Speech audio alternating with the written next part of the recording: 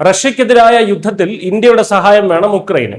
എന്നാൽ ഇന്ത്യയുടെ അതിർത്തിക്കുള്ളിൽ കയറി തീവ്രവാദികൾക്ക് ഡ്രോൺ പറത്താനും ബോംബിടാനും ഉക്രൈൻ പൗരന്മാർക്ക് സൗകര്യവും ഇന്ത്യ ചെയ്തു കൊടുക്കണം.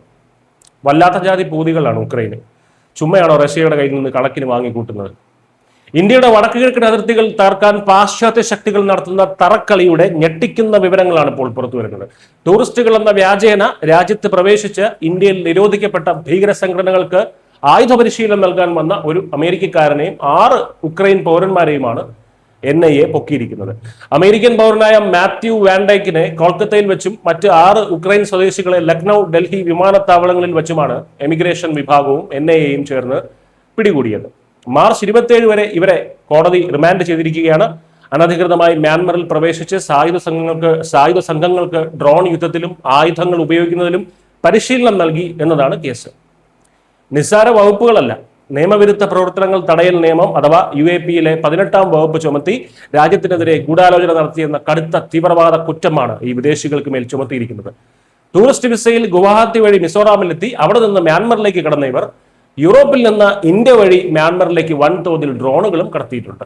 ഇതിൽ ഏറ്റവും രസകരമായിട്ടുള്ള കാര്യം പ്രതികൾ പിടിയിലായ ശേഷമുള്ള ഉക്രൈന്റെയും അമേരിക്കയുടെയും പ്രതികരണങ്ങളാണ്. തങ്ങളുടെ പൗരന്മാരെ ഉടൻ മോചിപ്പിക്കണമെന്നും അവർ തീവ്രവാദ പ്രവർത്തനങ്ങൾ നടത്തിയതിന് തെളിവില്ലെന്നും ആരോപിച്ച് ഉക്രൈൻ വിദേശകാര്യ മന്ത്രാലയത്തിൽ ഔദ്യോഗികമായി പ്രതിഷേധം അറിയിച്ചിരിക്കുകയാണ്. ഇതിനവർ കണ്ടെത്തിയ ന്യായീകരണമാണ് ഏറ്റവും വിചിത്രം. ഇന്ത്യക്കും മ്യാൻമറിനും ഇടയിലുള്ള അതിർത്തികളിൽ പലയിടത്തും കൃത്യമായിട്ടുള്ള ബോർഡറുകൾ വച്ചിട്ടില്ലെന്നും അതുകൊണ്ട് ഈ പാവം ടൂറിസ്റ്റുകൾക്ക് വഴിതെറ്റി മ്യാൻമറിൽ എത്തിയതാകാമെന്നുമാണ് ഉക്രൈൻ പറയുന്നത്.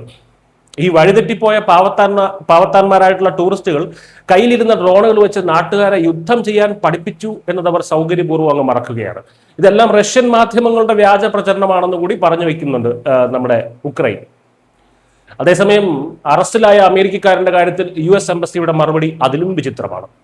കാര്യങ്ങളെല്ലാം ഞങ്ങൾ വിലയിരുത്തുന്നുണ്ട്, പക്ഷേ ഇതൊരു പ്രൈവസി വിഷയമായതുകൊണ്ട് കൂടുതലൊന്നും പറയാൻ കഴിയില്ല എന്നാണ് അമേരിക്കയുടെ നിലപാട്.